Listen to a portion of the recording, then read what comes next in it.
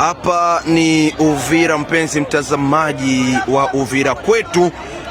Tukio zote hizi zinaendelea kuonekana hapa jijini kati Uvira.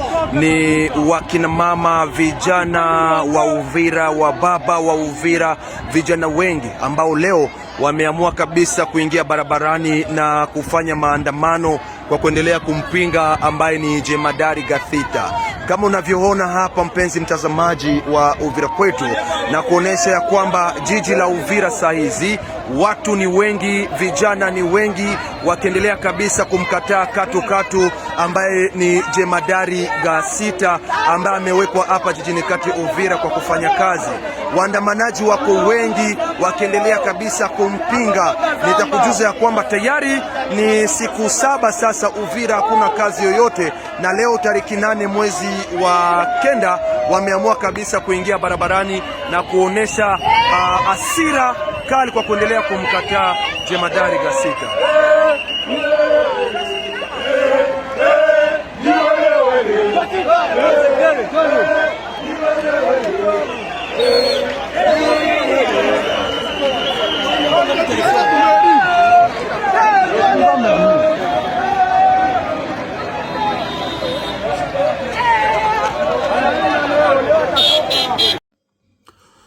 Bonjour. Cela dépend de l'heure.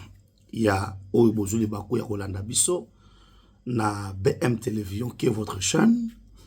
Je vais vous demander de aimer la vidéo, de liker, de partager. Ça vient de tomber. Tshisekedi décide de lâcher Kamere et demande sa démission. Gathita vomi par la population, né Maramoto Lobela. Des sujets à l'ordre du jour. Bandeko, je vous demande beaucoup de se belé, de s'abonner massivement à la chaîne Abisso BM Télévision, pour partager vidéo, ou la nanga lobito zo la nanga lelo koma commentaire na yo. Kabola direct, to bandi na binosiko. Bandeko, il y a des choses qu'on doit parler. Les choses qu'on doit vous expliquer, parce que trop c'est trop. Le président de la République, les garants de la nation, les garants du bon fonctionnement des institutions, vous devez comprendre ces choses. Je pense que dans minutes Oyo, Gathita, Oyo, population lingité na Uvira. Population boyé. Mokonza mboka batu ya mitema mabe. Bati kate occasion ya Uvira ekoya. Aimez la vidéo la eke partager. Ali oto ki na makambo ya malamu te. Pe tension za kitoko te. Totala la manière dont la population a otomboka kuna bongo to skuta na simu.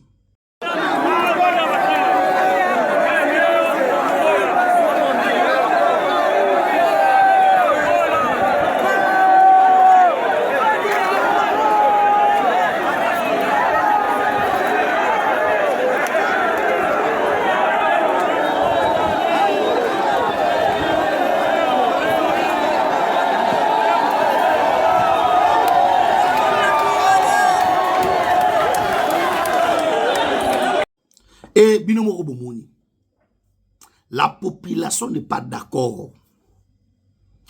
Pourquoi? Lorsque Goma ekweyaki, après Bukavu yeko kweya, Général Oyo, ye mutu azalaki na niveau ya Bukavu. Alors, vous savez bien et bien que Ezalina ba infiltré na kati armée. Ezelo bombate. Aimez la vidéo, likez, partagez. Même yé momo konzamboka il y a des infiltrés au niveau de l'armée. Et ces infiltrés au niveau de l'armée, bazali cause. Il y a ba perte belé to subir. Parce que en soi, l'armée rwandaise est forte que les Kabiso. Ce qui fait que tous à déséquilibré, ce sont les traitismes. Aimez la vidéo, likez, partagez. Kabole langa direct. Bandeko si dans l'armée, bakomi na point ya kokanga, ancien chef d'état-major général, chargé ya maison militaire, na complot contre chef de l'État, na complot contre Kokwe ya ba ville, na biso, cela démontre comment l'ennemi a côté na kati na biso. Aimez la vidéo, likez, partagez. Tike langa commentaire na direct na yo, tche langa ba j'aime. Tche langa pena ba j'aime na mona yango. Bandeko ana oyo sabino awa. Ça chauffe et la population ne va pas céder. Pas si nangeza yani. Pourquoi lorsque la population te fanda wana chef de l'État. Mokonza mboka population de bayebi. Bangonde ba sibisaka. Bangonde ba kufaka. Bangonde ba yebi nani azanani. Bangonde ba yebi. Alors, on ne peut pas laisser population na eloko oyo tout le monde a qu'il y a du danger. Gasita, la population n'aime pas. On doit dire des vérités. La population a boyé. Population a lobité.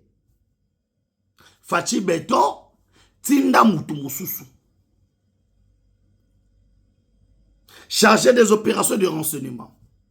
Aimez la vidéo, likez, partagez. Naza ko alerter na tongwa lelo ke ba Rwandais bana kati osala bloc ba se renforcer na ba Ougandais. Après makambu ya Doha, les gens pensaient que Tshisekedi allait céder. Kabila na batunaye, il savait que Tshisekedi allait céder na ba revendication ya Kagame. Parce que Kagame a kenela mamuna deux plans. Plan ya liboso na niveau ya Washington devant Donald Trump, ils ont accepté d'essayer de faire semblant. Ils savaient que ba revendication na bango o ba mesana ko senga o ba mesana ko sala boy e ko leka na nzela ya kopo ba obeta sur comment M23 doit diriger la province du Nord et de Sud Kivu.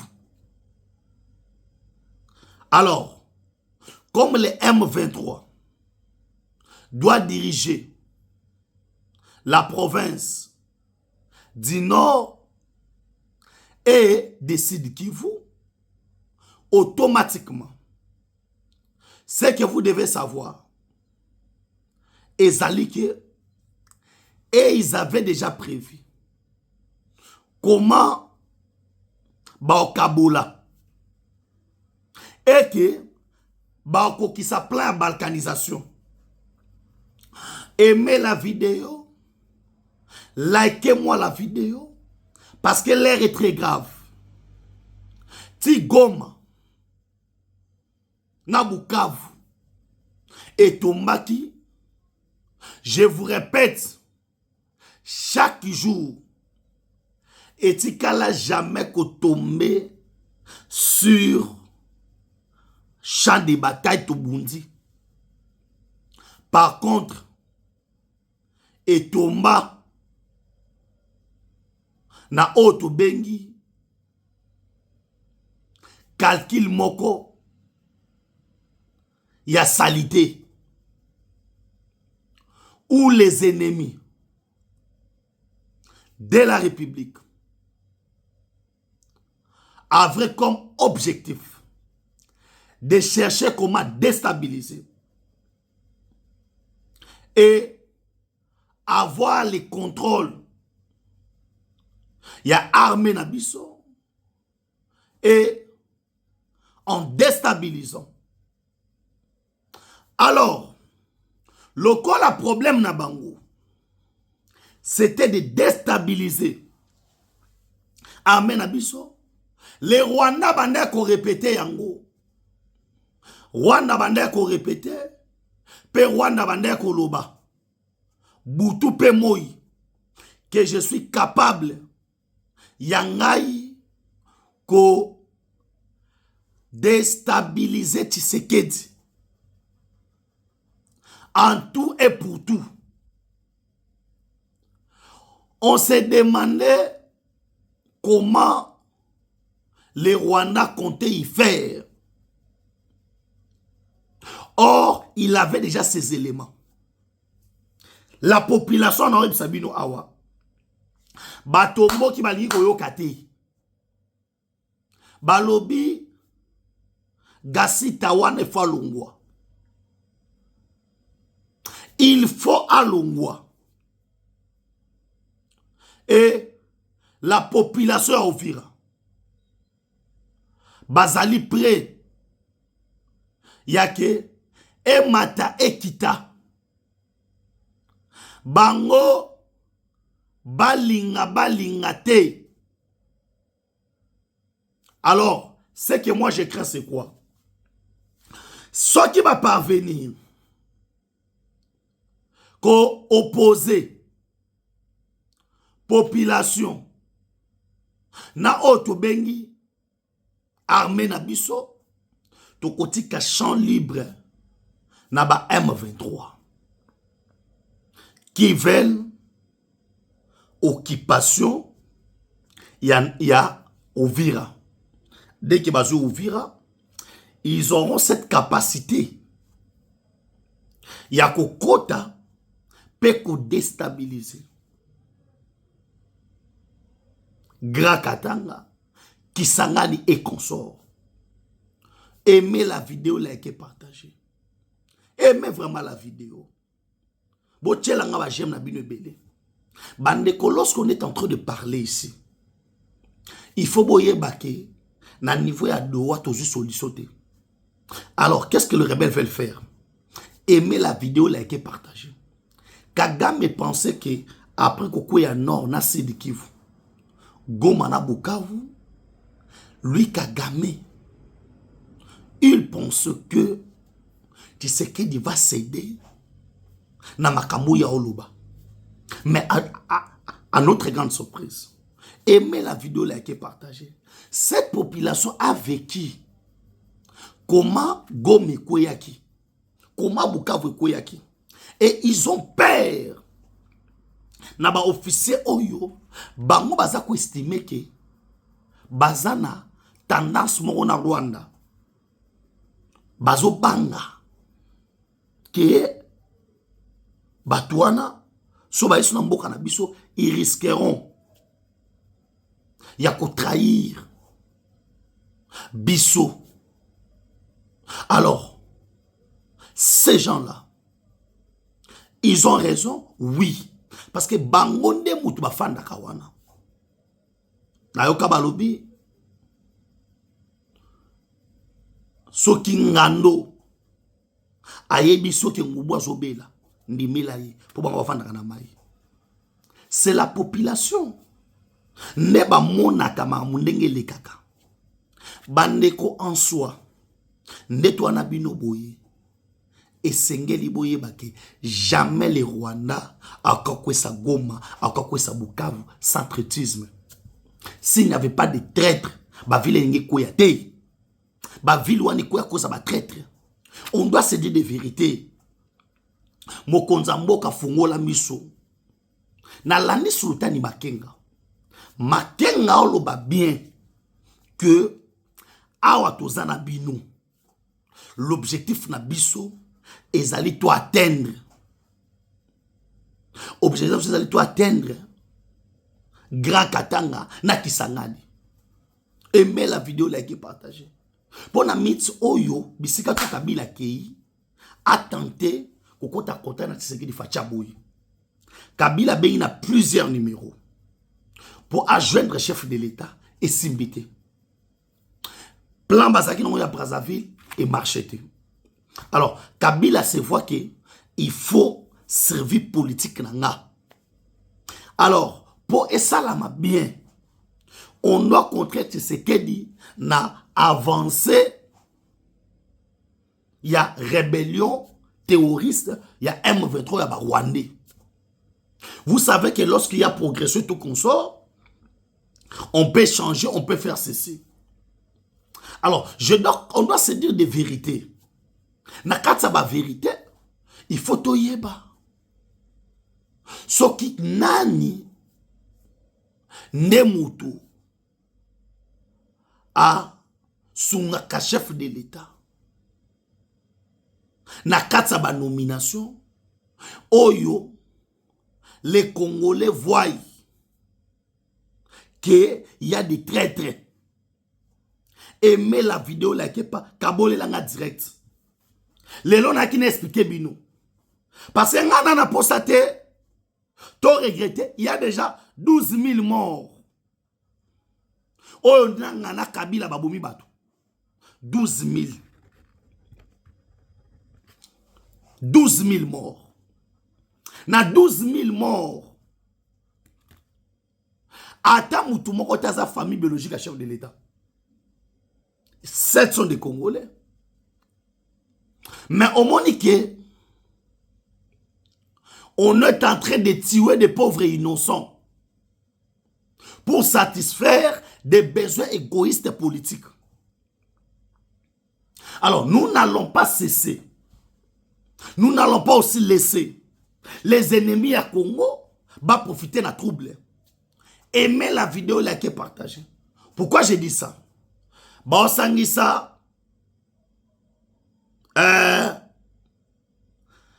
désordre de la population, va profiter M23 quota pour atteindre Uvira. Le plus grand problème, c'est quoi dans Uvira? Ils veulent récupérer les ports. Deuxième port Yamounene, après port Yamatadi. Deuxième port Yamounene. Alors, ce qui va réussir qu'on soit port Wana, ce qui va réussir Yango, ça va leur donner la capacité d'aller vite. Dans le moment de ravitaillement, et puis port Wana des Osanga Bango, pour acheminer la matière première. Oh, il faut pas qu'il note qu'à l'étranger pour bazoa là.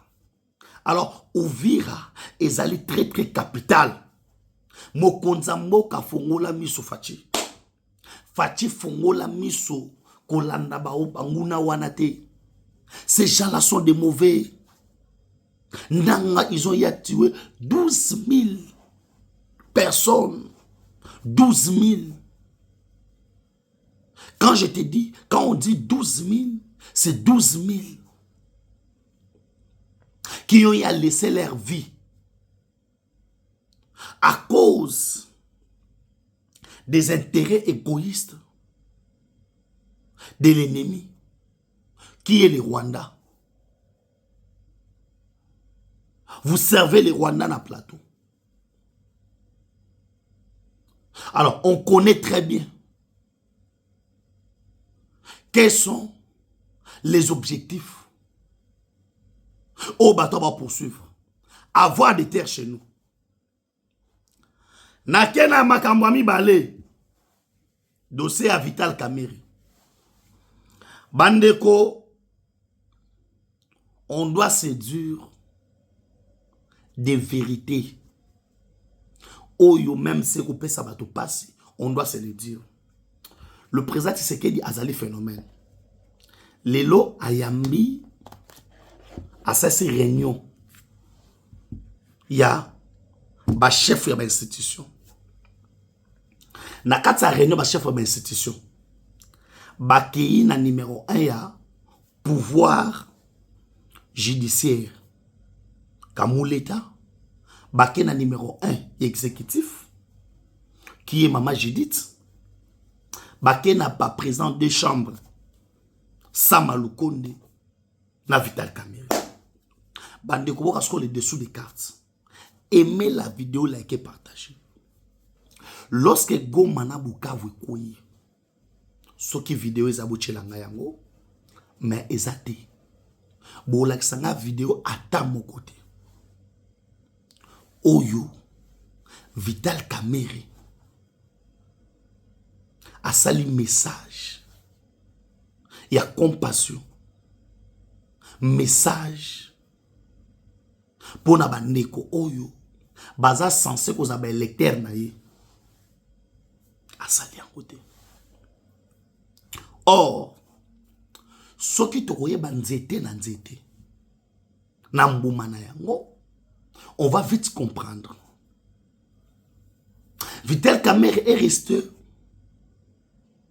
autobéni calme face ya ba menace à ba Rwandais.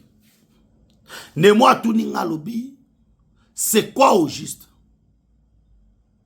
Je vous dis, il est resté calme. C'est comme si de rien n'était. Comme si de rien n'était. Le président Tshisekedi, je vous le répète encore, c'est la personne le mieux informée.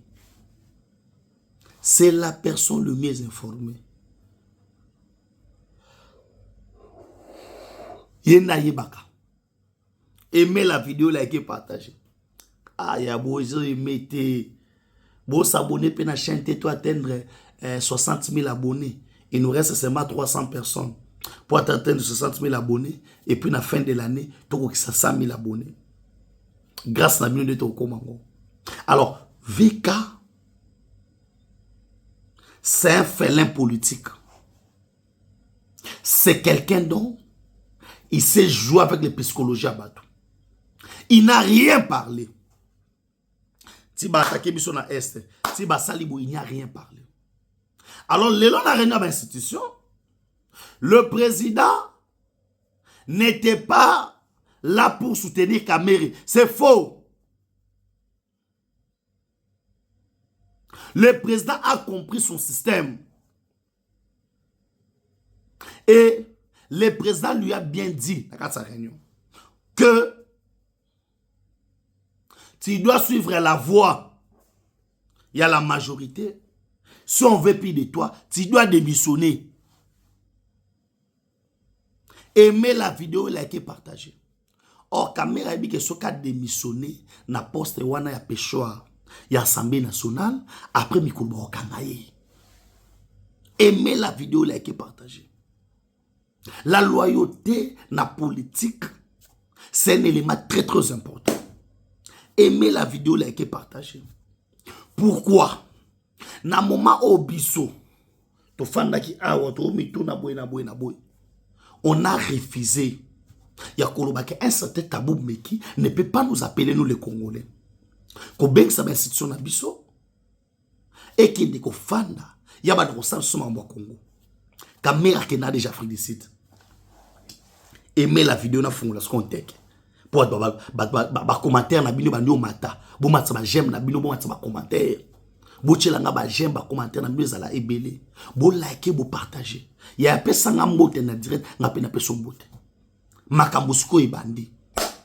Na saki bino ke makambo ebandi, makambo siko ebandi.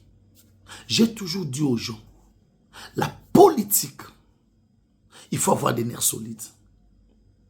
La politique n'est pas un jeu de ping-pong.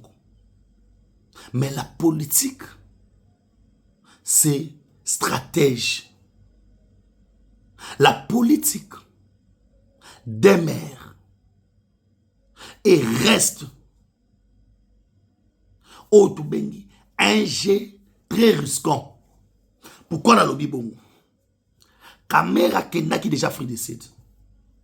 Arrivé en Afrique du Sud, tant yoki ke Fachi, Asatimbeli, il est rentré vite. azongi mbangu Nebo Monakie a participé à la réunion Union Sacrée. A l'outil visibilité. Pour Monake, il est d'accord avec les chefs. Les chefs ont s'interféré dans le dossier à Kameri. Parce que lorsqu'il y a eu dossier à Moutamba, chef Atika qui dossier wana et qui ne peut eleka na ndenge oyo esengelaki. Il ne pouvait pas s'interférer dans le dossier de la justice. De la même manière, les chefs à Boyaki qu'on s'interférait dans le dossier à Moutamba. Oyindaki na justice, ndenge pe chef à lobby, Kamere, Makambo ba oloba wana. Aussi ça n'a pas député. Papa, Fachi Azana Moutema. Moutemo bapesi Fachi ngana okokangote.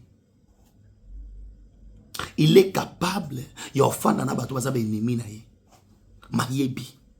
Parce qu'il y avait des cas. Il y avait la pression. Il y a la communauté katangaise. Il y avait la pression.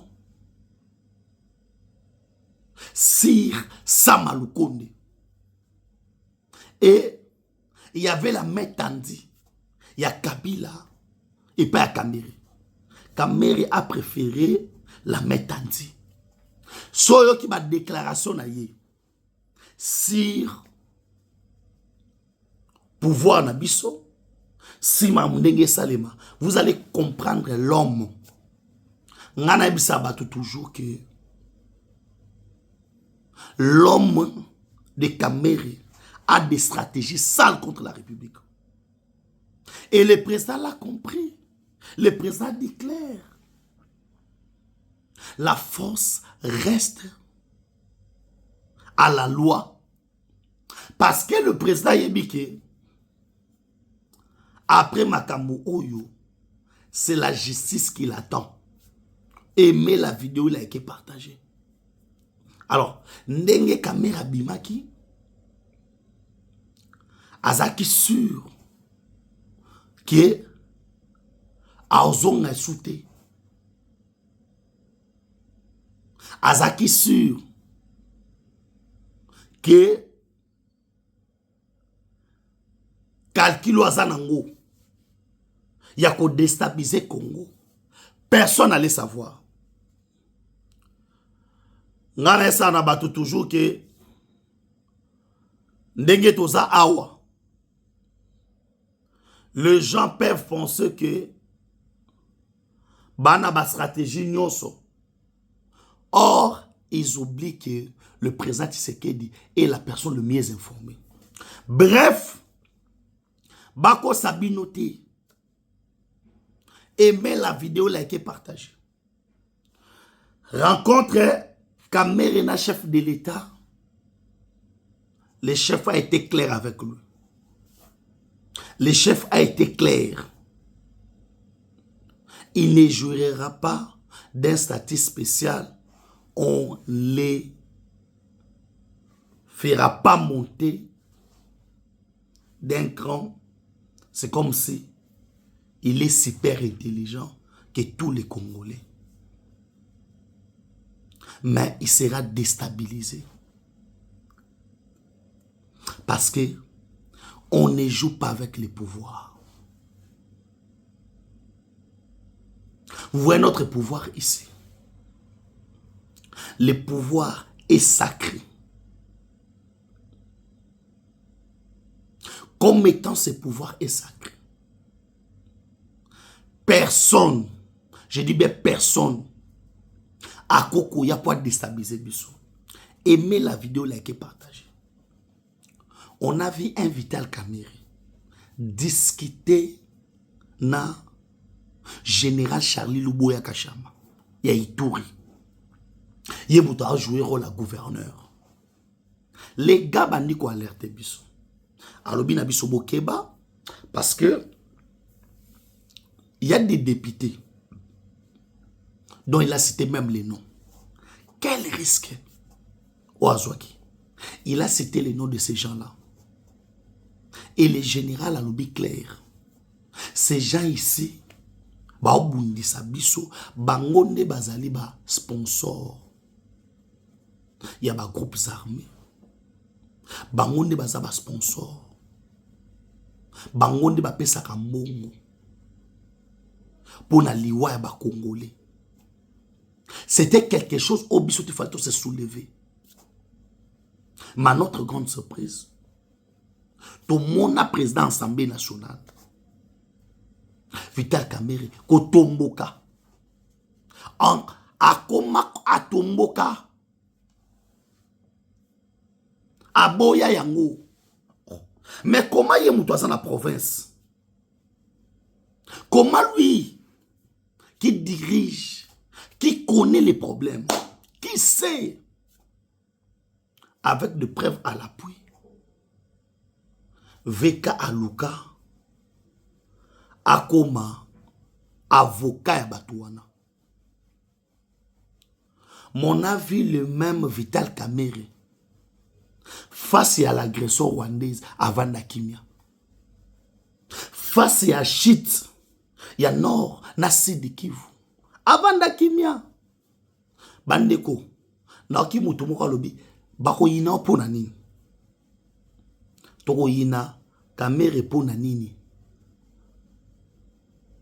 Non, on ne fait qu'analyser les faits. Et on se demande pourquoi. Deux poids, deux mesures. Comment et pas Nabino? Barwande Babotoli. Yo Fandi Kimia. Aimez la vidéo, likez, partagez. Et que Namasolo Tamwe Bandi Awa. Vous allez comprendre que et yo comment na étape oyo ya koluka ndenge nini ya ko déstabiliser les pouvoirs. Il y a Tshisekedi.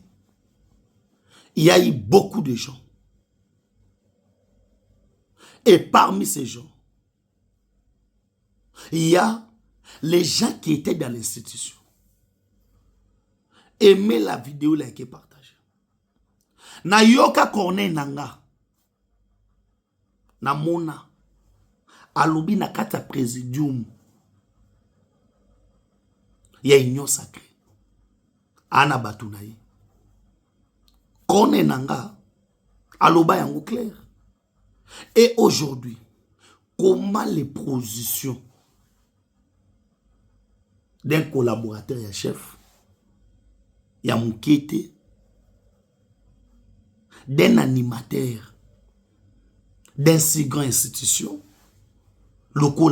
l'Assemblée nationale, ba déclaration na ye, il faut kokana. Na oyo, ba rebelle ba osala. Vous pensez que c'est un fait d'hasard? Ce n'est pas un fait d'hasard. Ce sont des choses qui ont été préparées et des choses qui ont été guidées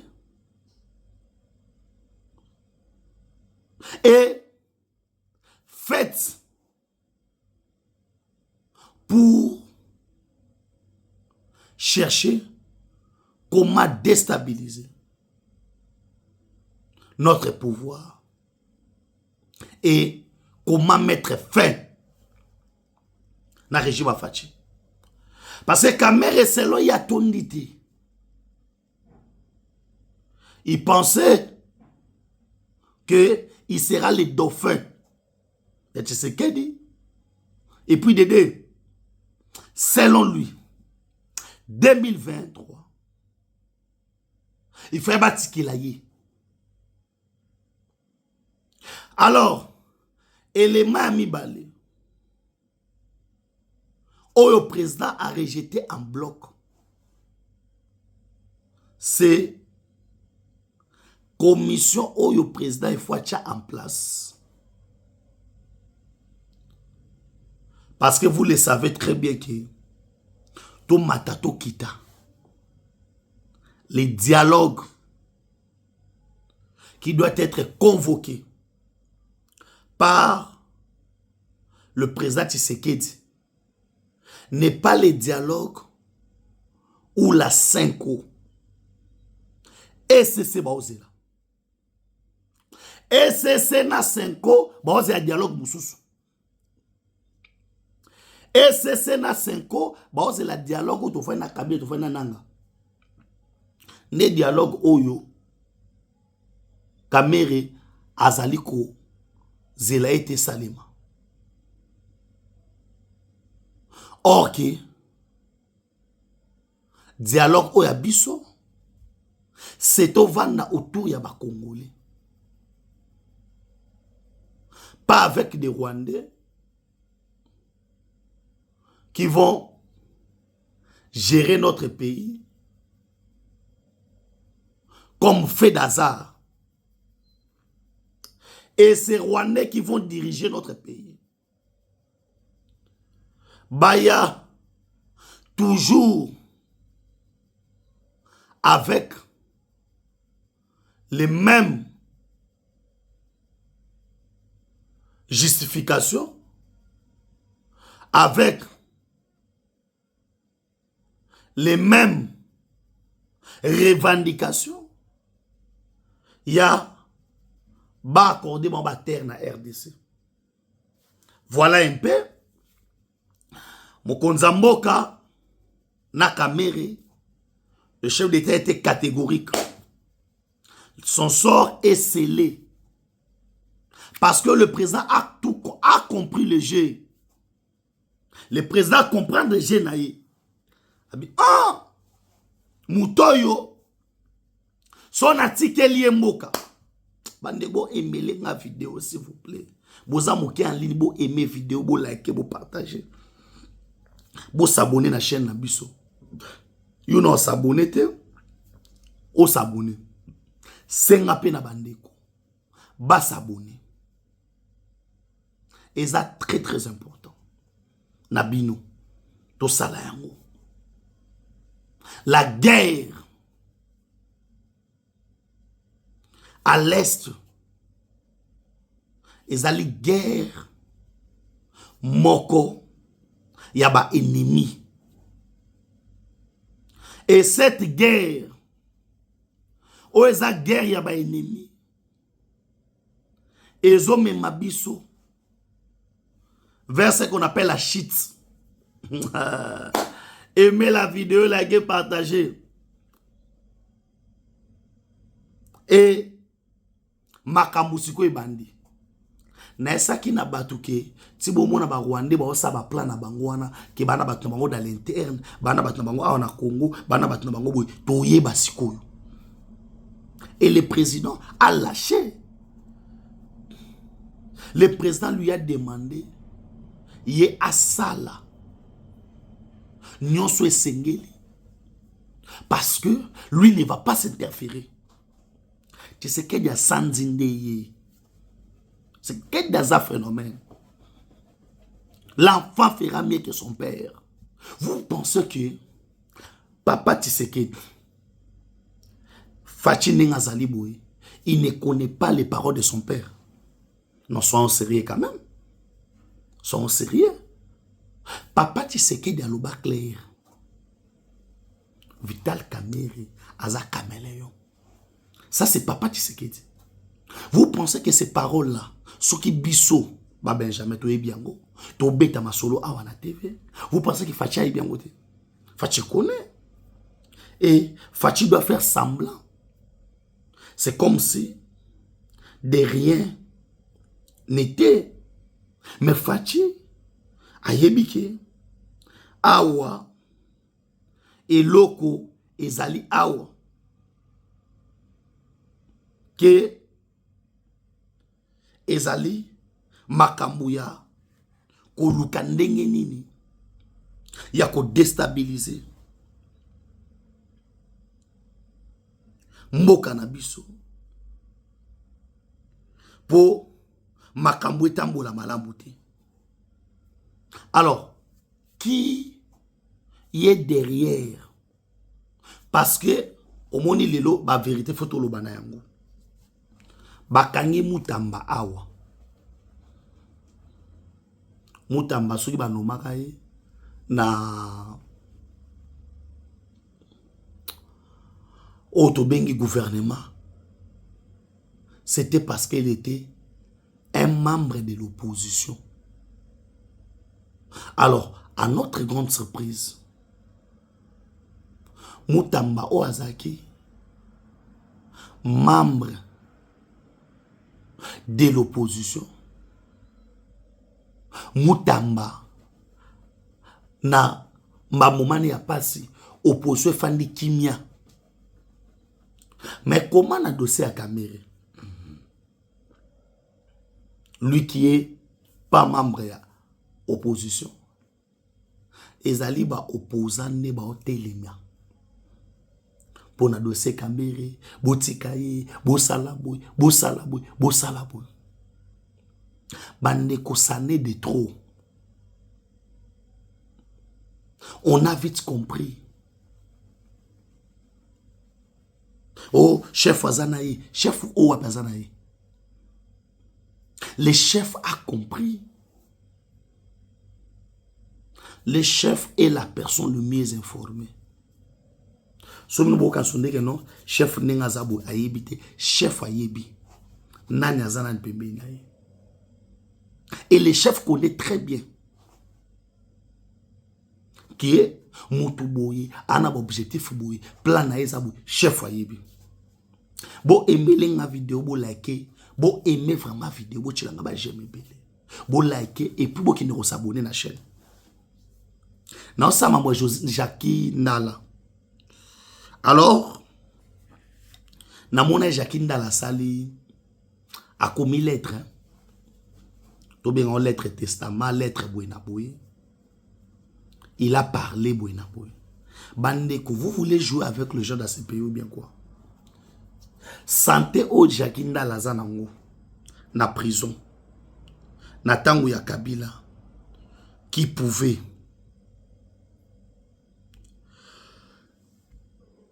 être en prison et avoir cette santé. Qui? Nana cause à la santé wana.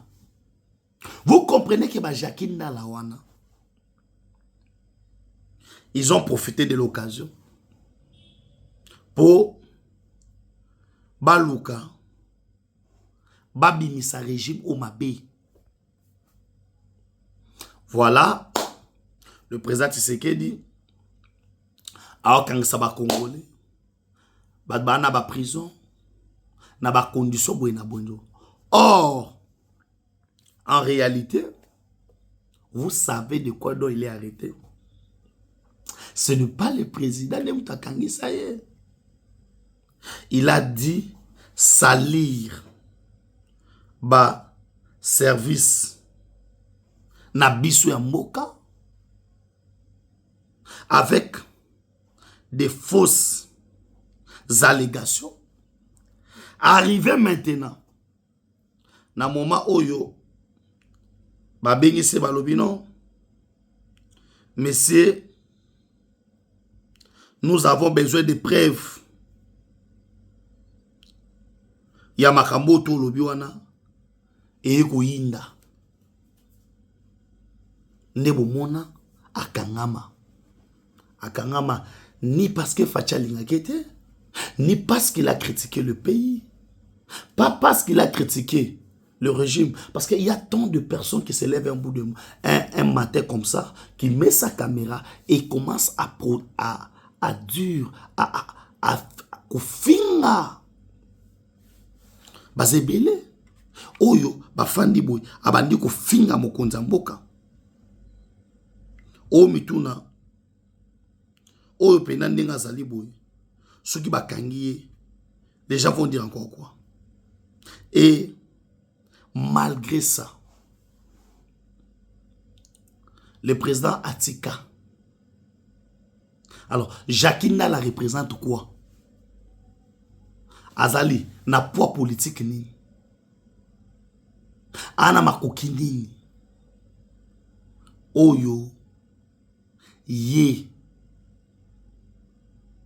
ekoswisa biso na motema aza wapi? Et à honorer Sabino, vous allez comprendre que eza ba stratégie na bango. Alors qu'il pleuve, qu'il neige, on va pas céder avec ces petites choses. Mais akwea naba biloko amiki baza nango ngana ebisa ba congolais chaque jour Fachi soit un démocrate mais belé basuki na ba prison. Mais comme le président c'est un démocrate, c'est quelqu'un qui s'est bâti du côté de son père pour la vraie démocratie.